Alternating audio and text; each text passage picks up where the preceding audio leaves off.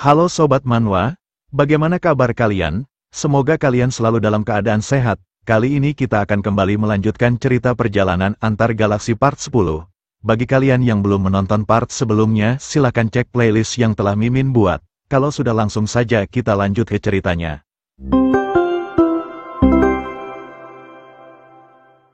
Di part sebelumnya, Luka akhirnya mengetahui sebuah kebenaran di mana ia tak bisa menggunakan Legion jika ia terus mempelajari teknik Arkis Victema yang ia pelajari dari Kinuan selama beberapa bulan ini. Karena impiannya selama ini adalah menggunakan perlengkapan Legion, ia akhirnya memutuskan berhenti belajar teknik Arkis Victema dan berpamitan dengan Kinuan. Kinuan tak menanggapinya dengan begitu serius dan meminta Luka untuk kembali jika suatu hari nanti Luka ingin belajar kembali.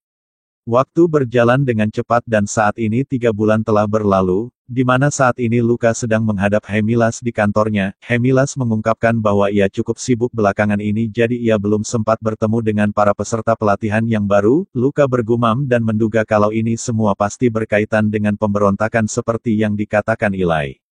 Hemilas memberitahu bahwa Luka tidak akan diberi misi untuk sementara waktu karena Luka sudah cukup untuk bertindak sebagai force asli bagi kekaisaran. Mendengarnya Luka merasa senang dan mengucapkan terima kasih karena telah dipercaya, namun seketika raut wajahnya berubah menjadi cemas ketika Hemilas menyinggung soal kedekatan Luka dan Kinuan. Luka bergumam dengan perasaan cemas mengatakan bahwa sepertinya ini adalah alasan Hemilas memanggilnya secara pribadi. Luka menduga bahwa para atasan pasti sudah mengetahui semua tentang dia dan Kinuan, mulai dari kunjungannya ke pasar gelap sektor bawah, hingga partisipasinya dalam arena Kolosem.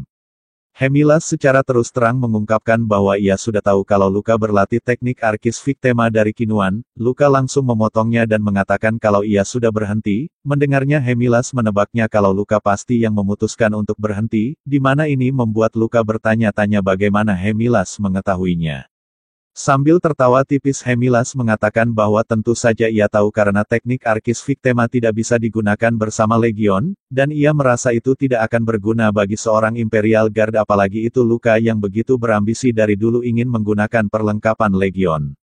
Hemilas memberitahu Luka bahwa mereka yang kurang berbakat akan langsung dibuang oleh Kinuan, dan mereka yang berbakat seperti Luka pasti akan segera menyadari kecacatan dari teknik Arkis Victema ini yang tidak bisa digunakan pada Legion, jadi pada akhirnya mereka yang cerdas akan melupakan teknik ini karena mereka tidak punya alasan untuk tetap mempelajarinya, dan itulah kenapa Kinuan adalah satu-satunya pengguna Arkis Victema di Imperial Guard di tempat ini. Mendengar penjelasan Hemilas, Luka memasang raut wajah serius dan menanyakan apakah maksud Hemilas adalah menyuruhnya untuk terus melanjutkan mempelajari teknik Arkis Victema. Hemilas dengan serius menjawabnya bahwa ini lebih tepatnya ia ingin Luka terus berhubungan baik dengan Kinuan, maka untuk itu Luka harus terus mempelajari teknik Arkis Victema dari Kinuan. Di akhir Hemilas menegaskan bahwa ini adalah perintah. Mendengar perintah seabsurd ini Luka benar-benar dibuat tercengang dan bertanya-tanya ada apa sebenarnya di balik semua ini. Apakah mungkin orang sekelas Hemilas yang merupakan kepala perwira Imperial Guard merasa was-was dengan instruktur Kinuan? Luka bertanya-tanya mengapa Hemilas begitu sangat waspada dengan pejuang seperti Kinuan yang sudah pensiun. Luka sangat ingin menanyakannya secara langsung kepada Hemilas namun ia merasa jika ia melakukannya maka hidupnya bisa dalam bahaya jika ia mengetahui detailnya. Tak punya pilihan lain Luka akhirnya terpaksa menyetujui permintaan Hemilas kalau ia akan terus mempelajari teknik Arkis Victema, di mana Hemilas meminta Luka untuk selalu mengingat kalau ia akan selalu mengawasi Luka dengan cermat. Luka pun pada akhirnya kembali lagi bertemu dengan Kinuan setelah 3 bulan tak pernah bertemu, di mana Kinuan tak menyangka kalau Luka akan datang secepat ini. Ia langsung kembali menerima Luka dengan senang hati karena sesuai yang dikatakannya sebelumnya kalau ia akan menunggu Luka kembali. Sementara Luka ia merasa tidak nyaman dengan situasi ini, ia menatap Kinuan dan bergumam mengatakan bahwa ia mengira Kinuan tidak akan mau mengajarinya lagi setelah ia pergi, tapi dia malah langsung setuju seolah-olah tidak terjadi apa-apa di antara mereka. Saat ini mereka berada di sektor bawah dan sedang berada di toko mainan. Luka menanyakan mengapa Kinuan berada di tempat ini dan mengapa harus di toko mainan yang sering dimainkan oleh anak kecil. Tanpa menjawab pertanyaan Luka, Kinuan langsung memberitahu pemilik toko tersebut kalau ia akan membeli semua mainan robot yang ada di sini. Luka yang mendengarnya semakin dibuat bertanya-tanya tentang apa yang sebenarnya ingin dilakukan Kinuan dengan semua mainan ini. Tak hanya itu, Kinuan kembali mengejutkan Luka di mana Kinuan membawanya pergi ke panti asuhan. Luka benar-benar merasa tak nyaman dengan situasi ini karena hal ini mengingatkannya tentang masa lalu walaupun ini bukanlah panti asuhan yang dulu tempat ia tinggal. Tak hanya ada mereka berdua, ternyata ada Gabriel juga yang sangat kesal karena Luka menyuruhnya untuk membawa semua barang dari toko mainan. Ia merasa tidak terima karena ini sama saja ia menjadi pelayan Luka. Ia menegaskan kepada Luka bahwa ia memang berhutang budi, namun seharusnya jika Luka ingin memanggilnya maka itu haruslah sesuatu yang besar serta mewah dan bukan menjadi pesuruh seperti ini.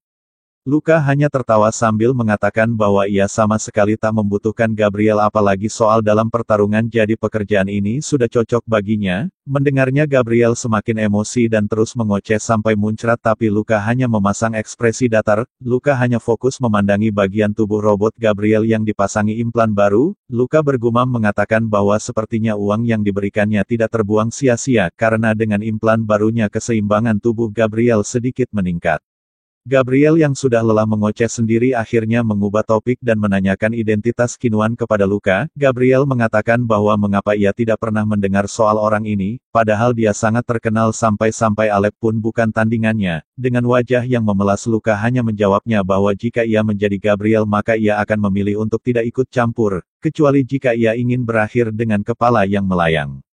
Sambil melirik ke sekitar, Luka bergumam mengatakan bahwa sepertinya ini adalah panti asuhan tempat Kinuan dibesarkan. Kinuan pasti saat ini sedang melakukan kegiatan amal karena dia berhasil keluar dari tempat ini. Di waktu yang bersamaan rombongan anak-anak keluar dari panti asuhan dengan ekspresi penuh bahagia dan semangat di wajah mereka. Mereka dengan cepat langsung menyambut dan mengambil barang bawaan yang dibawa Luka dan Gabriel. Mereka bahkan saling berebut untuk mempertahankan apa yang mereka inginkan. Luka yang melihatnya sangat mendukung aksi mereka karena di dunia ini memang tidak ada yang adil. Mereka harus memperkuat diri mereka sendiri dan menangkanlah dengan kekuatan kalau ada sesuatu yang mereka inginkan. Luka mengatakan kalau dunia ini tidak cukup dermawan di mana semua orang bisa bahagia. Kinuan kemudian menegur Luka dan mengajaknya ke belakang karena ada yang ingin ia bicarakan. Kinuan mengungkapkan bahwa terkadang ia memang suka mampir ke sektor bawah, bayarannya tidak tinggi, jadi dilihat dari seberapa leletnya kepala panti asuhan di sini, dia melakukan kerja yang bagus dalam penyeludupan pasokan. Luka yang penasaran lantas menanyakan apakah Kinuan besar di panti asuhan ini. Kinuan hanya menjawabnya kalau ia sudah lama melupakan hal seperti itu. Ia hanya suka mampir ke setiap panti asuhan terdekat sesekali. Sambil tersenyum Kinuan mengatakan bahwa mungkin ia juga pernah mengunjungi panti asuhan tempat Luka tumbuh. Melihat penampilan Kinuan yang terlihat sangat santai seperti ini, Luka bergumam mengatakan bahwa pemandangan ini membuat Kinuan kelihatan seperti solder pensiunan biasa, seorang solder tua tanpa kejayaan dengan sistem saraf yang sudah rusak karena tidak mampu menahan overload sehingga menyebabkan kerusakan pada otaknya. Luka menduga bahwa mungkin seperti itulah sosoknya di masa depan sama seperti Kinuan dan tentu saja jika ia beruntung masih bisa hidup hingga saat itu. Namun seketika atmosfer di sekitar menjadi berubah yang membuat Luka tercengang dan sangat terkejut ketika Kinuan menanyakan siapa orang yang memerintahkan Luka untuk kembali padanya. Belum juga Luka mengatakan apapun Kinuan langsung melirik dengan tatapan menyeramkan menebaknya bahwa pasti ini adalah ulah Kapten Hemilas. Luka dengan cepat langsung memalingkan wajahnya sambil mengatakan apa maksud Kinuan berpikir seperti itu. Di situasi ini Luka merasa cemas dan tak ingin menatap Kinuan secara langsung. Karena jika ia melakukannya maka dengan kemampuan penglihatan Kinuan, maka Kinuan jadi bisa tahu setiap petunjuk dari gerakan sekecil apapun yang ia buat. Luka bertanya-tanya bagaimana bisa Kinuan tahu kalau semua ini adalah perintah dari Kapten Hemilas dan seberapa banyak yang Kinuan tahu. Jika Kinuan sungguh menyembunyikan sesuatu yang berbahaya, sesuatu yang cukup besar sehingga Kapten Hemilas merasa was-was padanya, maka bisa saja Kinuan langsung menyingkirkannya sekarang juga. Kinuan kemudian menghadap Luka dan dengan suara berat meminta Luka untuk tetap tenang jika Luka ingin hidup, di mana ini membuat Luka semakin cemas tak berani menoleh. Kinuan menurunkan suaranya dan mengatakan jika Luka menyerangnya sekarang dengan sekuat tenaga, maka akan sulit baginya untuk menahan diri tanpa membunuh Luka. Dengan perasaan sangat khawatir Luka mencoba mengendalikan dirinya agar tampak terlihat baik-baik saja. Luka mulai angkat bicara mengatakan kepada Kinuan bahwa ia hanyalah seorang solder kekaisaran dan hanya ini yang bisa ia katakan, hanya sedikit yang ia tahu hingga ia tidak yakin arah mana yang harus ia tuju. Seketika Luka kembali dibuat tercengang ketika Kinuan mengatakan kalau ia tak menyalahkan Luka atas hal ini, Karena wajar saja seorang soldier mengikuti perintah atasannya, Qinhuan bahkan menyebut Luka sebagai soldier yang benar-benar ideal yang dicari kekaisaran, di mana ini membuat Luka benar-benar tak mengerti apapun tentang Qinhuan. Qinhuan kemudian menanyakan saat pertama kali Luka datang kepadanya apakah Luka benar-benar melakukannya atas kehendaknya sendiri ingin mempelajari teknik Arkis Victema, dan ketika Luka melakukan manipulasi lintasan proyektil tanpa prosesor pembantu, Qinhuan mengungkapkan bahwa para atasan sebenarnya mulai bersiap-siap bahwa akhirnya ada seseorang yang bisa mempelajari Arkis Victema. Qinhuan mengatakan bahwa Luka mungkin mengira Luka datang padanya atas kemauan Luka sendiri untuk bertambah kuat setelah insiden di Korite, tapi sebenarnya itu semua adalah berkat perhitungan yang dibuat oleh kekaisaran sehingga mereka berdua bisa bertemu.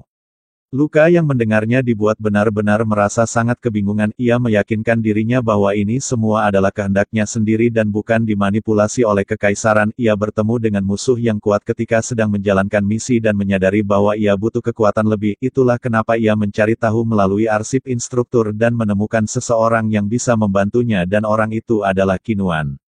Qinhuan memberitahu Luka bahwa setiap orang di dunia ini adalah budak seseorang, bedanya hanyalah mereka tahu atau tidak tahu soal ini. Dengan ramah layaknya seorang ayah yang sedang menasehati anaknya, Qinhuan mengatakan bahwa mungkin saja saat ini Luka hanya ingin lari dari sebuah kebenaran. Qinhuan memberitahu Luka bahwa ia tak menyalahkannya atas hal ini karena lagi pula Luka masih sangat muda. Sambil berjalan pergi Qinhuan meminta Luka untuk melaporkan pembicaraan mereka ini kepada Hemilas jika Luka ingin melakukannya. Luka tertunduk meyakinkan dirinya bahwa ia tak boleh terpengaruh oleh satupun ucapan Qinhuan. Namun meski begitu banyak hal mulai terasa janggal dan memenuhi isi kepala Luka. Ia merasa telah dipengaruhi oleh Hemilas dan kekaisaran namun ia juga merasa bahwa ini semua adalah perintah. Ia bertanya-tanya apakah perkataan Qinhuan memang benar kalau selama ini jalan hidupnya telah ditentukan oleh kekaisaran sedari awal. Tapi di satu sisi ia merasa semua yang ia dapatkan sekarang adalah berkat usahanya sendiri dan dari awal ialah yang menentukan bagaimana ia akan menjalani hidupnya.